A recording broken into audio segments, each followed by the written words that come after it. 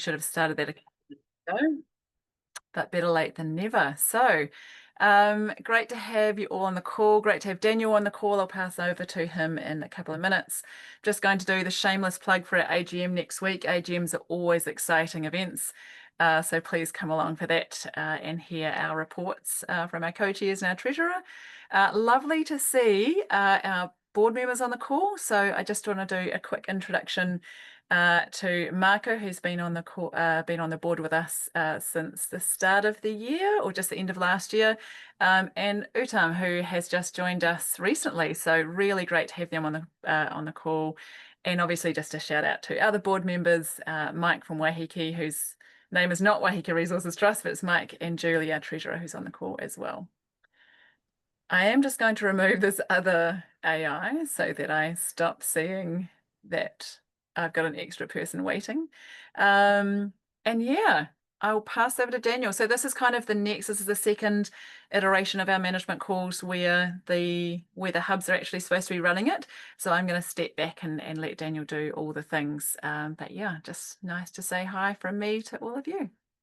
Daniel, thanks for being our facilitator and our presenter today. Cool. Morning, everyone. Good to see you. So we thought we'd just kick off with a little bit of a round the room. So obviously, just really trying to keep it really short and concise, with and potentially a leading question for you, just to get things rolling with a little reflection from you is what's one thing on your plate right now, or it could be what's been a highlight of your last month. I'm happy to kick us off. And one thing that's been a real highlight for us this month has been that we've got a big 40-foot container that's come into our site, which we're going to use for our community recycling centre extension that we're doing at the moment. So that's a great space that we're going to be able to put a whole lot of extra stuff in there and trade from that extra space. So I'll pass you over to Laura. I think you're on mute, Laura. Which one? Okay, I'll go. Well, you. What's on my plate? I'm constantly refreshing the Bay of Plenty Regional Council elections page at the moment because it's very, very tight, and there's somebody that we really want to have back because they're doing awesome things for our region. So yeah, it's going to be interesting. We're losing some really good people from our regional council, but yeah, we'll see what happens. We're just gearing up. We've just finished Young at Heart Festival, and on our plate now is Climate Action Festival Week, which is in November. So we're busy gearing up for that. I'll hand over to the other Laura. Sorry, Laura. Thanks, Laura. Stuff on our plate. So I'll go with highlights first. One is the lovely artwork behind me. We've got a few volunteer artists putting murals up in our co-working space, and this is one that's almost done. And so yeah, the co-working space is looking really bright and colourful, which is really lovely. And something on our plate is organising a couple of events. We've got the Climate Action Campus Spring Market coming up, which we're using as an open day for the co-working space as well. So trying to get as many people in and seeing, the lovely space as possible. And then our next environmental network gathering, which we hold twice a year, will be next month, which hopefully Ben will be back for. So yeah, we're getting planning with that. I will hand over to Sophie, Wastebusters.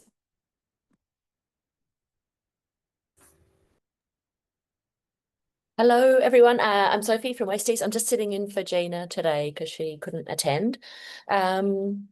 Just a reflection, in the last month, we celebrated our 25-year anniversary, which was super exciting. And at our party, we had our council give us support to get some more land, which is the big thing that's on our plate at the moment. So that's our kind of real key focus, is on a site expansion, looking at funding to do C&D, a bit more expanded recycling, reuse, everything to make us a bigger, better, greater space. So that's what's on our plate at the moment, which is quite a big program of work. And I'm going to hand over to Nina.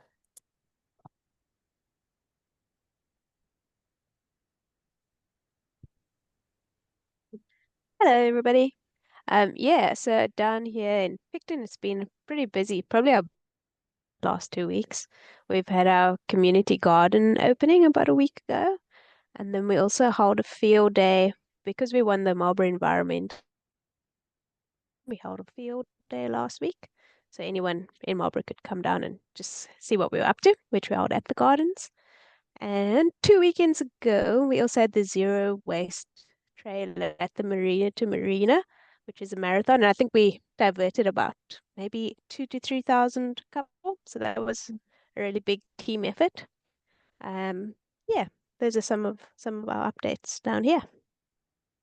And I will hand over to Mads. Thank you. From E&M here in Palmy, we have our AGM coming up in a couple of weeks, so that's been kind of hectic, finalising our design of our annual report, and the administrator is currently having a long conversation with the auditor to tidy up the last numbers, and so that's on our mind. But part of our AGM this year is that we are hoping to adopt our new constitution. So I've also been working this year on developing that and working with the membership on trying to get the membership to engage in that conversation, and being really strategic to make sure that it's ready to just pass with with flying colours and an applause at the end of the day. But what I'm most excited about that, and the reason that I really brought it up, is because our old constitution did have some Te Reo Māori in it, and it said that we were recognised Te Tiriti as a founding document of Aotearoa or something. So we've updated the language there and said, we really want to work in partnership as a partnership organisation for Te Tiriti. And then the Te Reo headings that were translated weren't correct. There was no macrons in it at all. So I've been working with someone to make sure that our reo in there and the headings were correct at the very least. And then she also... So my friend Lisa, who used to work for us, Lisa from Tairāwhiti now, she also gifted us some whakatauki and found some whakatauki for each section, and so started each section with a whakatauki, and then she has written this really beautiful mihi to put on the front page to introduce us as an organisation, which is really... and then a whole page of translations at the end. So I'm just really stoked about that piece of work. I feel like it's going to put our organisation into... it's going to, it creates a whittle for our organisation into the future to be, hey, this isn't just words. Let's go, how are we partners in this? So that's big for me. Kia ora. I'll pass to, Teresa. Thank you, Mads. Kia ora. I'm Teresa, a Kapahātiki project in Tāmaki Makaurau, Auckland. And for me, top of mind has been annual report, audited accounts, and my first AGM. So we've got our AGM tomorrow. Our accounts finally got signed off on Friday, so it was a bit close. But we've got them already and printing them to be ready for tomorrow night. We've got our annual report done. So yeah, just excited to do my first AGM tomorrow, celebrate what we've achieved this year and where we're going next. And I'll hand over to Mike on Waiheke. Thank you. Thanks, Teresa. Always lots going on. New contracts coming in for wetlands and other things. But one of the main things we have right now is a lot of infrastructure, a lot of moving parts to get 50 solar panels on the roof this week, and 2 big batteries. So we'll be potentially, we'll have enough to go off grid and all that, but I think we're going to stay tied and do a big display as well, so that people coming to the center can understand that journey and how we got there, and kind of trying to pitch alongside our Electrify Waiheke, that's part of rewiring Aotearoa, the idea of overproduction and eventually preparing for microgrids in the future. So yeah, fun stuff. I'll pass to Kiri. Kia ora, everyone. Same here, lots of things going on. Highlights, so kids greening taupo, our environmental education project celebrated its 10th birthday last weekend, and we had a really good party on the day. Lots of people turned up, and Contact Energy also gave us a 10K birthday present, which was very unexpected and very happily received. We are also coming up to our 41st AGM. So I've been AGM report writing and performance review and getting our accounts audited, and there are not enough accountants in our region, which means that we have to now apply for an extension. We've got the extension to submit our performance report that is audited. So I don't think the government foresaw that problem, that there's not enough in our region, the smaller regions, to do that work. So anyway, we've got a deer cull underway on Mount Pihanga Rotopanamu, and we're planning on our wetland restoration work. We've got contracts starting next week for ground control of willows as well. So, and we also got our annual Mahi Araha program trips and events and tramps in the month of January. So planning's underway for that as well.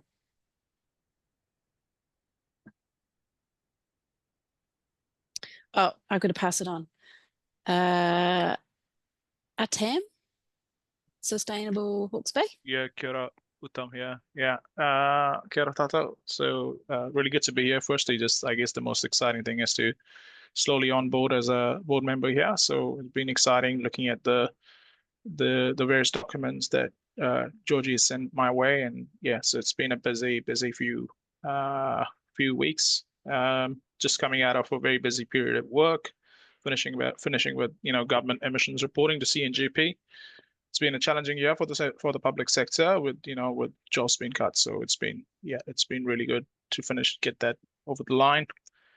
Sustainable Hawke's Bay has moved to a new location just to sort of meet our budget constraints as well, sort of lower rents. I think Sam would have filled you guys in on that. We will be at the AMP show, so we're preparing to be present at the AMP show, Hawke's Bay AMP show, under Electrify Hawke's Bay as well, which is in conjunction with Sustainable Hawke's Bay.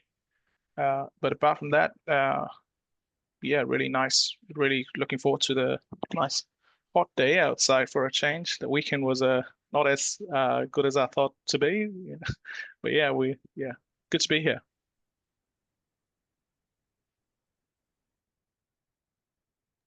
I think the last one's left is Marco, aren't you?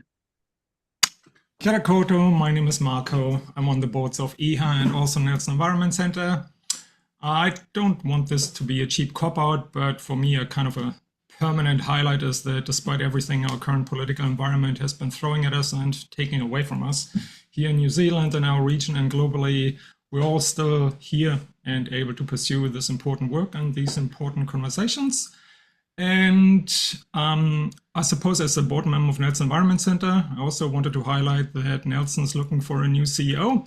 So if you would all like to help us spread the word, we'd be really ever so grateful. That's perhaps not a highlight so much, but I really felt I had to mention it here. Thank you so much.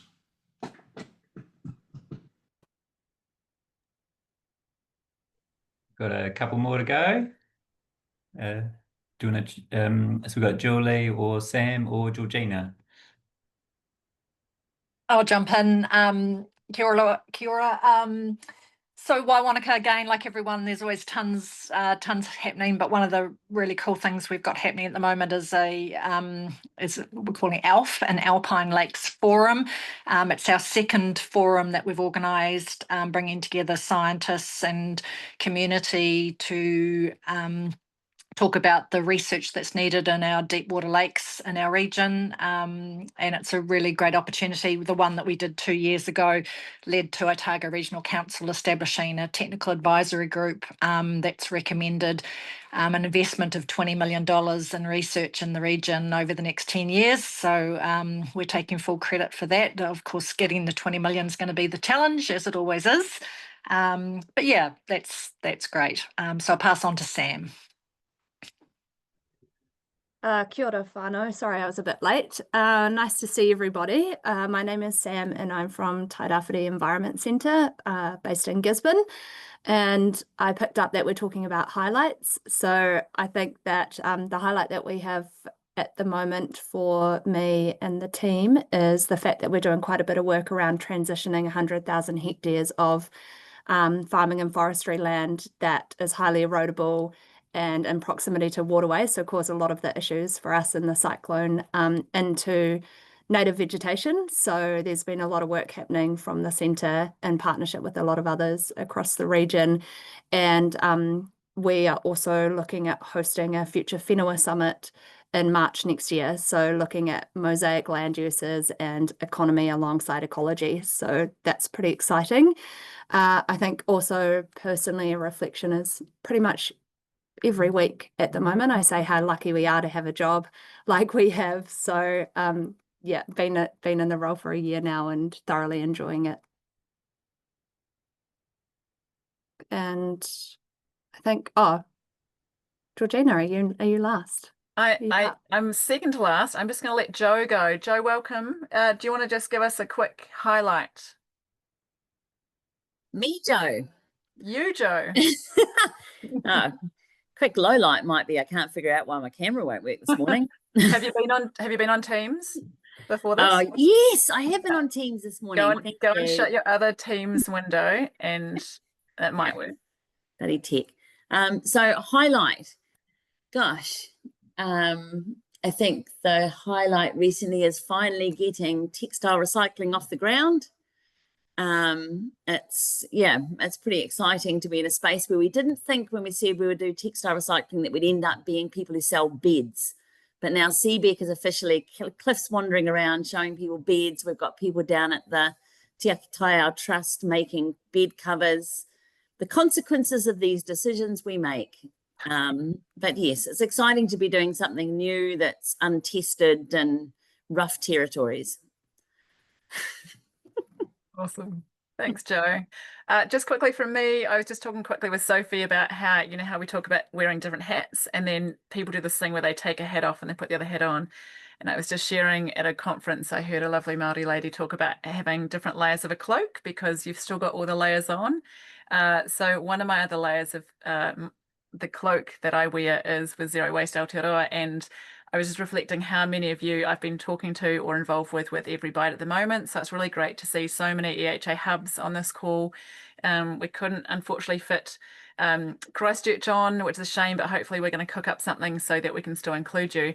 But we've got Wastebusters, Beautification Trust are doing their own thing. We've got Jo doing it with us.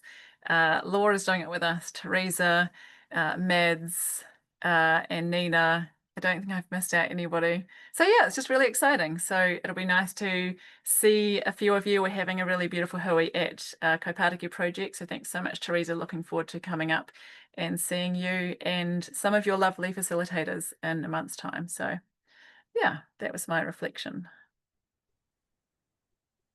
Cool, thank you, Georgina. Lots going on around the motto. It's awesome. So we'll now move into a little bit about social enterprises, unless there's anything else to cover that we've missed. No? Okay. So I'm just going to share my screen. Hopefully it's all going to work.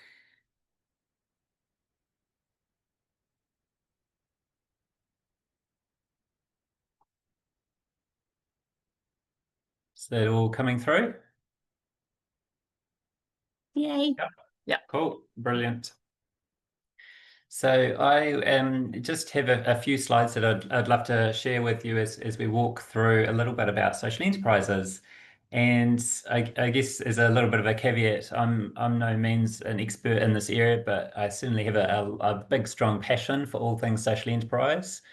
I've come from the background of doing all the hard work in terms of fundraising, and it is such a hard slog. And in more recent years, I've been introduced to the model of social enterprise, and I just love how it creates new possibilities. So I just wanted to touch on some of our learnings across the way, and also have a bit of a chance to hear some of your reflections as well as we go through this. So first of all, just a little bit of could we just popcorn a few responses as to what people think a social enterprise is, or what makes a good social enterprise?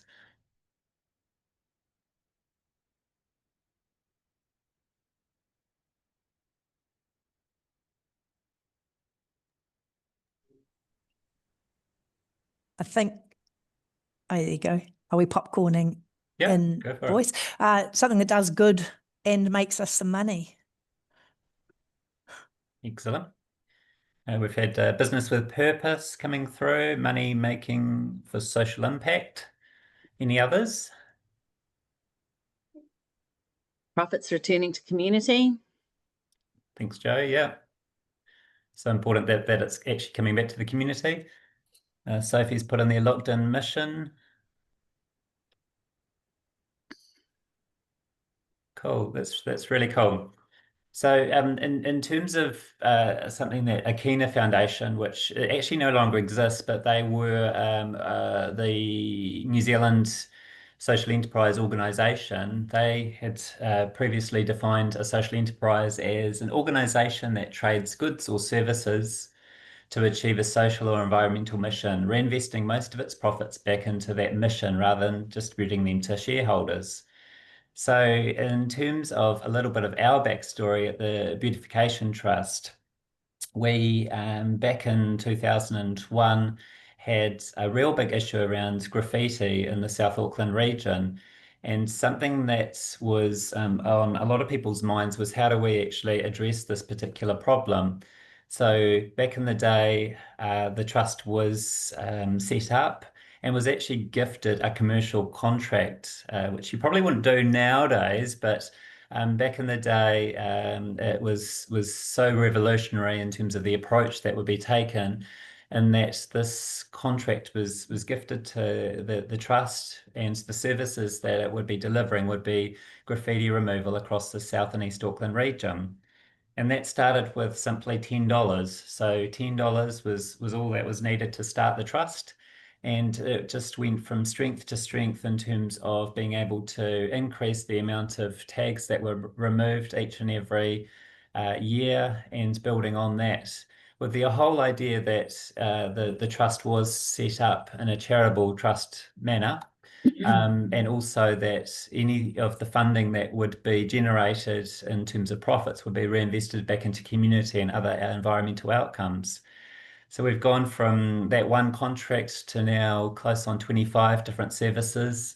And most recently, we've just worked out with a new business acquisition that we're sitting at over 60 staff, and a really great focus on delivering on community outcomes.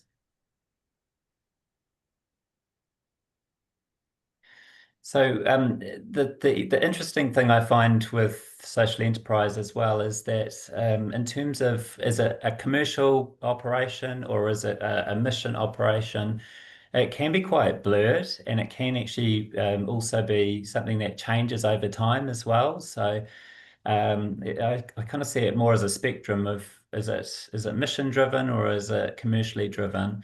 And you know, from some aspects of things, it really depends on the type of organization that's running it as well. So, for example, with the likes of, oops, sorry, just go back. There was an image there meant to be there around SPCA, who have, you know, as we all know, lots of op shops around. Where, you know, in terms of what they do, is it actually aligned with their mission around the welfare of animals? Not so much. It's more operating as a commercial model to mean that any profits that they make could be reinvested back into animal welfare. Whereas, for example, the likes of the Zero Waste Network and many of the members who operate op shops, for us, it's more closely aligned with the mission of what we're all about. So all around, you know, like what you and Wastebusters are doing as well. It's very much around trying to see that waste is diverted and that we're really trying to lessen our environmental impact. So it really does matter in terms of the context of it. And another reflection on that is just around how much it can change. So, for example, I'm quite heavily involved in Vision West, which is a social enterprise and charitable trust, and something that we did there at the very start was to have a whole lot of community housing. And that was, in the early days, something that was very much unfunded. There was so little funding to go towards it. So it was a lot more mission focused. But now there's actually enough income that is coming in that there's some net proceeds from that can be actually reinvested back into other social services as well. So it's kind of become a little bit more of a blended model for that. So it can very much depend on the time and the situation as well. So I'm sure many of you will have your little favorite social enterprises that you've seen out and about. And for me, a couple of those that I just absolutely love are these ones here. So we've got Will and Able, who have an absolutely amazing service where they're giving the opportunity of employment to differently abled people in Papatoetoe in Auckland. And they've got such an amazing product line of cleaning products as well. And you know, they're doing some amazing mahi too with Air New Zealand. So any of the headsets that you have on flights, they're the team who go and clean them after you've used those. And everybody eats too, so very much around reducing food waste and distributing unwanted kai to those who need it the most through very much a charitable restaurant model, are a couple of really cool examples out there in our community. But that said, it's not always a great success either with social enterprise. You are subject to the same market situations that other commercial businesses are operating in. So, for example, you know, the whole bricks and mortar model might not necessarily work. And that was the case a couple of years ago with Trade Aid, where they operate a social enterprise model with profits that they make being reinvested back into international development and education. And they were finding things were really tough and having to fold their store operations.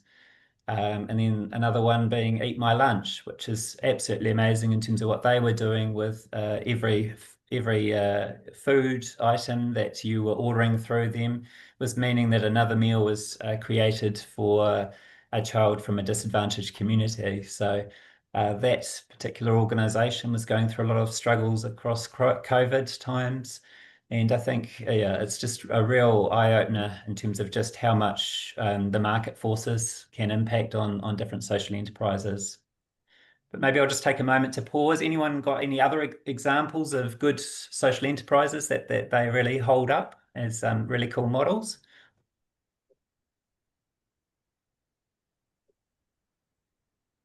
Toast is a pretty interesting one, Daniel. Which one? Toast. Toast, yeah. It's a shame we don't have Georgie on the call. She did send her apologies, but it's the only not-for-profit gen retailer. Yeah. Gen retailer, I always get that wrong. But yeah, really interesting model. I hope it works. Yeah. Tim. Me too. And Mike's got a couple of good ones that he operates himself, eh, Mike? Yeah, I mean, they're a little bit smaller, the Compost Co. So that's just a social enterprise around collecting food scraps and food waste from restaurants and composting that and selling it back. So it pays for itself. That's Cool. kind of the main thrust there. Yeah. That's great. Cool. So there are a lot of pros and cons to operating a social enterprise. So let's just touch on a few of these. So I think, as I was mentioning before, the ability to generate unrestricted income from trading can be absolutely amazing. It means that you aren't at the mercy of your funders quite so much in terms of with philanthropic funding, you've got to deliver on very, very targeted KPIs and all your accountabilities, just make it really, really unflexible, I find. I think that the resilience that you can build by way of, especially if you've got secured contracts, that run multiple years. So just as an example, our graffiti removal contract runs for 5 years. So it really gives us that stability to know what each year is going to look like in terms of our funding as well.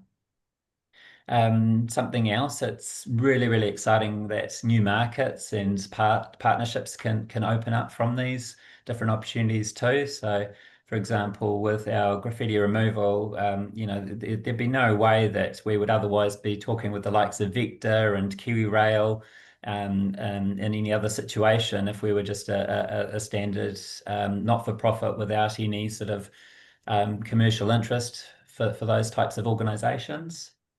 And I think the other cool thing is just how much it can really help to create jobs and local pathways, in particular for jobs where if there wasn't really good social enterprises, there might not necessarily be quite so much of a care in terms of employee well-being.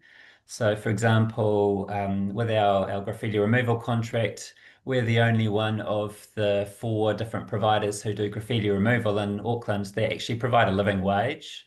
And also, you know, we've been, you know, quite successful with being recognised as an Employer of the Year through 2 Degrees Business Awards and the like. So you can really sort of push into like the real sense of care and well-being for the staff as well. And lastly, just being able to attract lots of new partners and funders as well is really cool. In terms of some of the cons, there are a few as well. So something that is top of mind here is the risk that doing something different will create a bit of a mission drift. So if you're suddenly doing something that's taking your attention away from your core mission, it can essentially be a distraction for the operational side of what you're doing. It could be that you've got lots of gaps there in terms of the skills that you might need. So if it's very much around needing a business development type of person, or someone who's skilled in a specialist area, for example, for us, you know, it's all about someone or people who know how to paint well and who are really strong at engaging with the community and health and safety. It also can create some cash flow volatility. So if, for example, you're suddenly needing to, you know, purchase a whole bunch of trucks or needing to invest really heavily into IT, it can create some issues as well. And also, like as I was saying before, with COVID and you know, the whole online retailing trend with trade aid, you are certainly at a lot more risk in terms of what the market's doing. If it's going really, really well, you can ride that exceptionally well and have a great result. But also, you know, in the light of a recession or any other market forces, you're suddenly, you know, staring down the barrel of potentially making a loss, which is therefore also needing to be funded in some form or another. So I'm just moving on now to, does it actually fit? So this is something that we at the Beautification Trust developed up a few years ago. So for the past 4.5 years, we've been looking at how can we further our social enterprise sort of model and get into something new. The graffiti removal side of what we were doing was absolutely amazing, but actually we wanted to further diversify and have some more funding streams. So what we did was we developed up this particular model that was all looking at how we could weight up some other options. And then when these options came through to us, we were assessing against a whole bunch of different questions that were either about values and mission, about the financial side of it, what the market's doing, or also what the risks are looking like. And what we would do is actually measure that against those questions and then have a weighted result for that. And this is the result that we got for the business that we've just purchased. So this is Packaging Recyclers, which is a business that's all about trying to divert as much waste in the packaging space away from landfill. So they have a really good success with reuse as you know, working further up the waste hierarchy and reducing waste that way, and selling those secondhand cartons from one business to another business to the extent where you know they've made a really good profitable enterprise out of that. Each year their sales are around the 3 million plus mark, and they've got 16 staff as well. So in terms of the scale of what we were looking for, it was spot on. And in terms of is the fit right for us, we were asking those sorts of questions. Is it you know, using our existing assets and skills well? Is it, you know, furthering our charitable objectives as well, which is all around zero waste? So yeah, big tick there. And has it got really clear identifiable customers and revenue streams? It does. It's got a real stable base. In terms of questions that you might be asking, if it's a perhaps not, is, you know, does it require large amounts of capital up front, and do you have access to funding for that? Is there really strong demand already, or is it quite untested?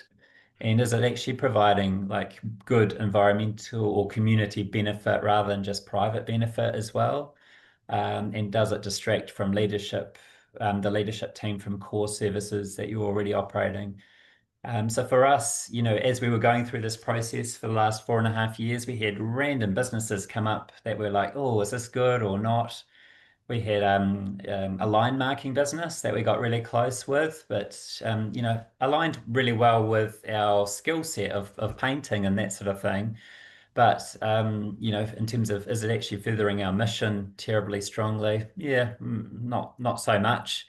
We had commercial painting businesses that were all about painting commercial buildings. So did that really sort of rock our boat in terms of interest? It was like, nah, it's like any other commercial business could be able to secure a painting contract. So again, it wasn't really quite right for us. So I guess, yeah, in summary with this slide, just really, really important that you get the fit right, and that does align with what you're actually after, and it's something that you can really sort of go, yes, we're passionate about it, and it aligns with our charitable purpose.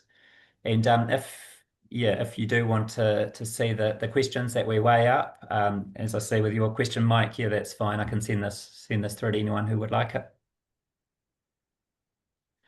The next up is just around different models. So again, I would say just seek out any proper legal advice. I'm not a lawyer, but we went through this process of trying to work out how we would actually establish this new business that we'd purchased. So do we actually trade within our existing Manukau Beautification Charitable Trust, or do we keep it at arm's length, or do we work out a different model again? So we went to our lawyers and had some good conversations with them about this.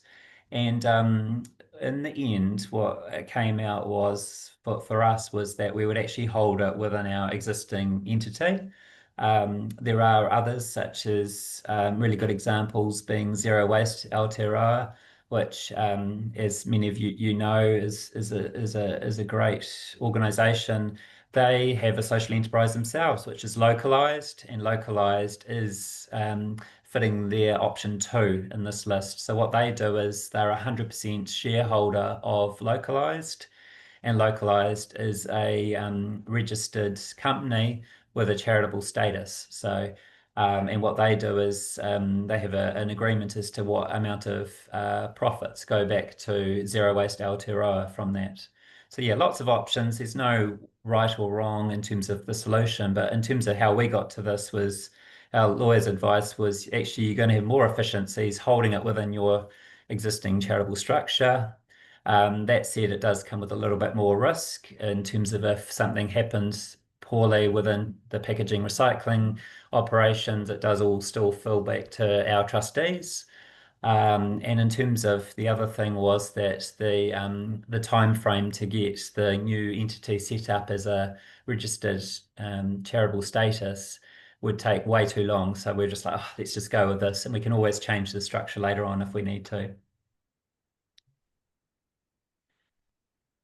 So in terms of something that I just really do want to share with you is just that snowball effect. Like, it can take time, but we've been sort of building up some social enterprise models for a number of years now, and I think it kind of gets to that sudden stage where it's like, you know, you have gradual growth over years, but then suddenly, we're at the stage where, this is our budgeted income for this year. And then with the potential of, another 3 million from packaging recyclers, it can really suddenly start to sort of take you to new levels of unrestricted funding that you can suddenly use for your services, and really about then not having to rely quite so much on local government and philanthropic funding to be able to, weather the storms of different situations with for us, Auckland Council deciding that they want to stop funding something. It does create more flexibility for that. So yeah, just really want to highlight the value financially for it. And in terms of how the funds are used, there's a whole range of different ways that you can sort of structure this as well. Like in terms of, for us, we have now with packaging recyclers, this little line at the bottom there. So all profits will be reinvested into environmental education, conservation, climate action, and zero waste programs across Auckland. So that's also now giving us a bit more of a commercial advantage with these businesses to really understand where their sales are going in terms of supporting the community as well. So I would recommend a reserves policy in place, and if you do set up a social enterprise, to really focus in around how much of a percentage is going to be reinvested back into the mission as well. And then just to finish on, I just have 5 different takeaways. So these are not my own, but these are from this particular book. So In the Trenches, the non-profit guide to social enterprise, and of course, Show Me the Unrestricted Money, which is so helpful. So, as we've talked a lot already, unrestricted income equals freedom to lead. So, you're not at the mercy of different funders. You can decide yourself where that funding is going with the support of your board. It's really about having that focus around mission first. So really keeping that organizational purpose front of mind with what you're doing, and not having that mission drift happen. Knowing that, it's best to start with what you already have. So think about your existing assets, your people, your knowledge base, and try and build something off that. And, begin small, test and iterate with it. Like we've tried quite a few different things across the different years, and some of them have failed. Case in point being, we did some grounds care work for a while. We thought it would complement what we do with graffiti removal. And while it was okay, it wasn't like amazingly successful either. So we've decided to roll that back and just treat it as a learning. And I think too, you've really got to plan like a business. So you actually need a proper business plan. You need to put in your pricing consideration, your marketing, do some financial modeling. It really is about more than just a good idea. You've got to have that passion for it, and also do lots of due diligence. And I think too, it's about making sure that even if you're on board, that you're also making sure that the mindset is right across different parts of your organization too. So for example, are your trustees actually fully understanding what it is that you're looking for?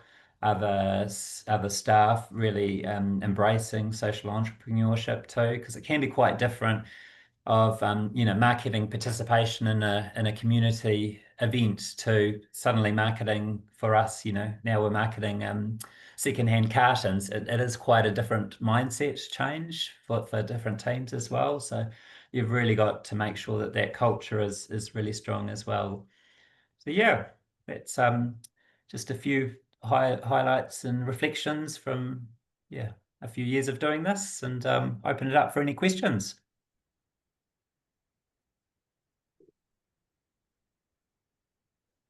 Cool. Do we want to stick, I don't know, under react, you can stick your hands up like that. If you see react at the bottom of your page, if you can't, maybe just yell out. While you're finding that, I'm going to ask a question. Did you find you had to upskill your governance board?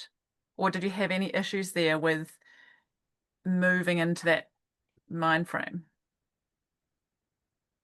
I think they were actually really good already, and I guess it was just it's just come about that we've been pretty well blessed with a governance board. Like, one of them has previously owned franchises. One of them is actually one of the directors of Localized. Some of them have, been in business for a number of years already. So I think it was only a few of them that actually needed to be upskilled in this space. But I think because it's been quite a slow burn with, especially this new business that we've acquired, we've had that time to really develop it up over time. Awesome. Mike. Hey everybody. Daniel, thank you so much for that, man. That was really cool. It's really nice to see such thought put into this process. I have probably a lot of questions. I'll just start with one and see how it goes. But when you are evaluating a business to take on in the first place, do you find that the skill sets are already reside within yourself to be able to deduce those things, to be able to evaluate and to be able to find the business, or do you find that you are outsourcing some of that work? Oh, yeah. So we outsource some of it, but we also share it around within our management team as well. So we actually have what we call our VAS test that we put things through. So VAS is the name of our accountant, who's an external accountant. And we kind of treat him like he's like the dragon's den of going, oh, you don't want that one, or yeah, that's a good one. So because he looks after a whole range of different companies and clients, he's got a real good sort of wider understanding. So if you've got like a lawyer or accountant who you're close with, I'd highly recommend getting them to look at it. And also, like, through the due diligence process here, we've got a lawyer who's looked over things as well. Yeah, and also something as well with and if you're starting a social enterprise, it's a little bit different. But with this case where we've purchased one, we're also looking at it in terms of, does it actually have some goods management in place already? So, for example, packaging recyclers, they have a general manager in place already, so who really understands and knows the business too. So yeah, we've been able to sort of tap into that knowledge base.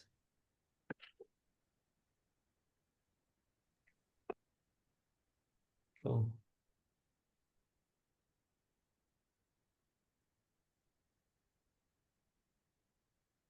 Any other questions? Mike.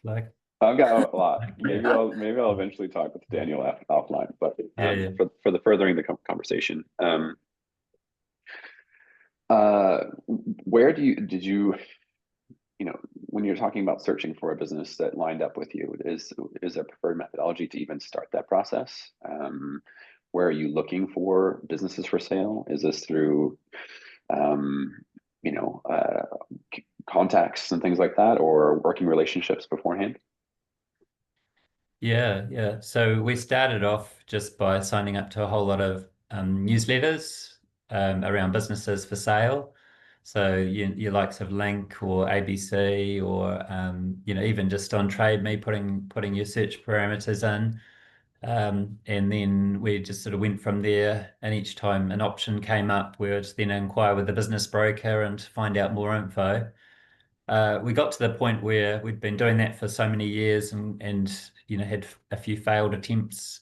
So we actually ended up getting a business broker in who actually went out and tried to door knock and find the right business for us. So in the end, that's how we actually found this particular one. They weren't actually looking to sell, but when the broker did approach them, in the end, they said yes, and they wanted to know more. And it was actually because we were who we are that they decided to progress with us as well. They wanted to see their legacy continue on. They wanted to see their staff well treated. And they really believed in what we do. So that was really, really cool, just to help to get them across the line. Laura. Okay. Yeah, I was just wondering, and sorry if you have already mentioned this, but it sounds like you're talking a lot about buying existing businesses. Have you created many social enterprise models like from the ground up, or has it mostly been buying into existing businesses? Yeah. So something I did in my previous role at Oxfam was created one within the context of, and this was actually in partnership with Trade Aid as well. So we created an online only shop, which was sourcing fairly traded items both from Trade Aid as well as Oxfam Australia, and selling them into the New Zealand market. Yeah, so that was really, really interesting to do something, completely from scratch. And I guess my reflections on that was, it always takes way longer than you ever expect, and you've just got to be prepared for the long haul. And that was also, I guess, coming into into the situation of COVID.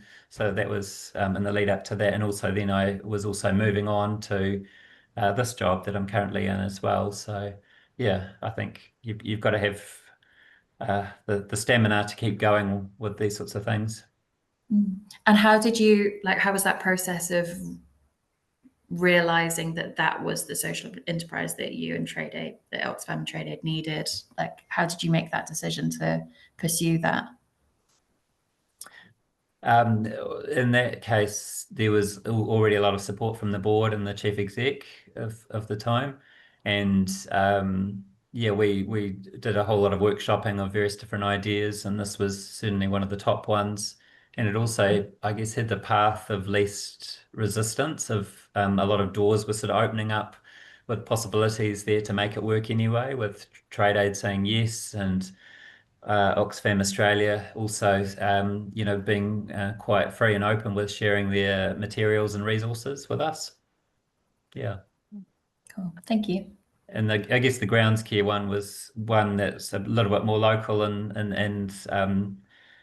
in more recent times. That just came out of also seeing an opportunity and giving it a go. We didn't really document that one terribly much in terms of having a strong business plan, which might have actually been part of the, I guess, the failure of it, or the learning from it, that actually it's becoming a little bit more of a distraction than a strong performing social enterprise. Which is sometimes where you learn the most, from the ones Oh, that yeah, you learn way more from failures than successes. Hey, Daniel, thank you so much. Mike, is that a question, or do you want to take over for me and round us into the next topics?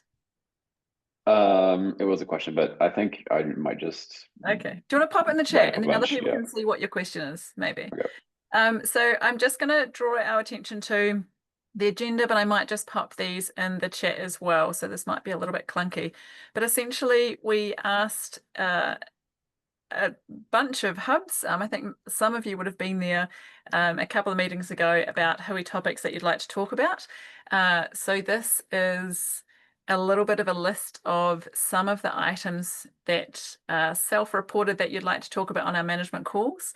So I would love you to pop in the chat maybe 2 or 3 favorites for the next call, just because we're running pretty low on time, so that we can choose one of the ones that you're most keen to see and find somebody to present. The presenter might be one of you, so that could be exciting. They are in order of the most favorite down already. Would anyone, but we're equally happy to take suggestions. And the idea is that that the hubs step up and all present at some point. So if you see something on there that you'd be happy to present on, and just your experience is really valuable. So I don't think you need to be necessarily feel like you're the expert, because we know we've got some really humble people in our network. So it's just sharing your experience and what's worked for you and your challenges, etc. So we would love you to volunteer at some point for these. I'm seeing a lot of either community impact or social impact. Would we have anyone on the call who would be happy to speak about those or facilitate a call?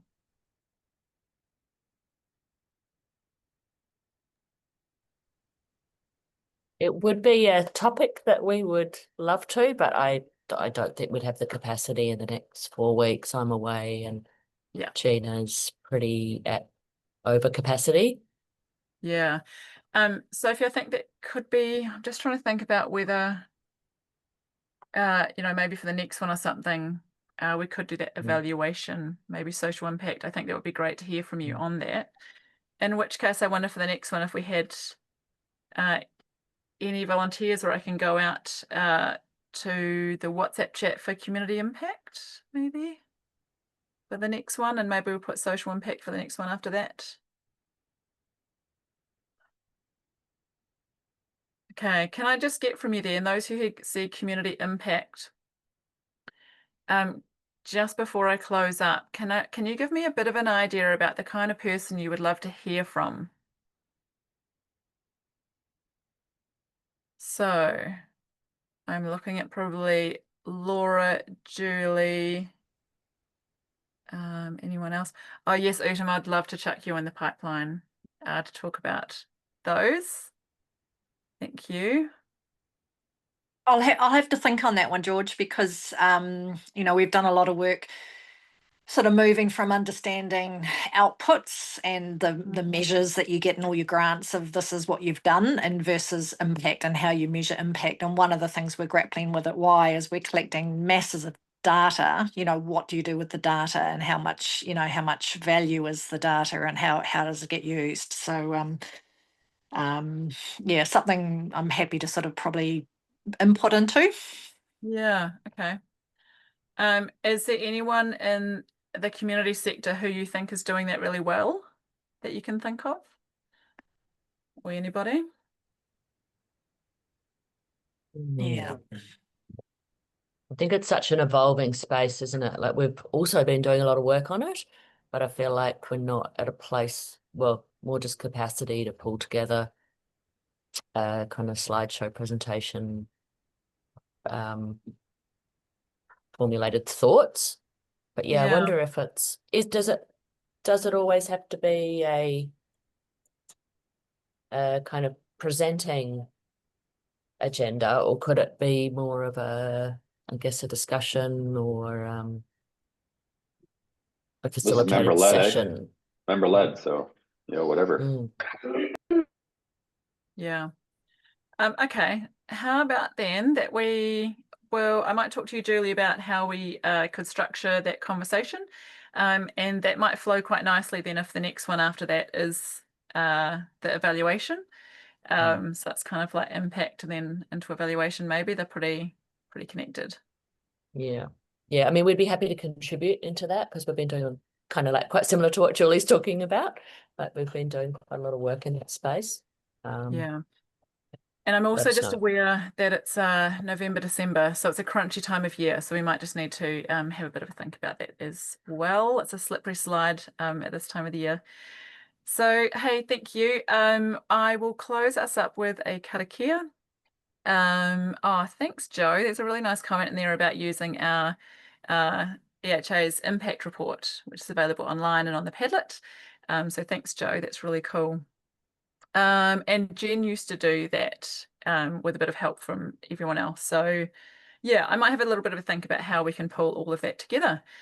Thank you for your time today. I'll let you go back to your busy days. I hope you all have a lovely week. Thank you for your time today. And huge thank you to Daniel for sharing your wisdom with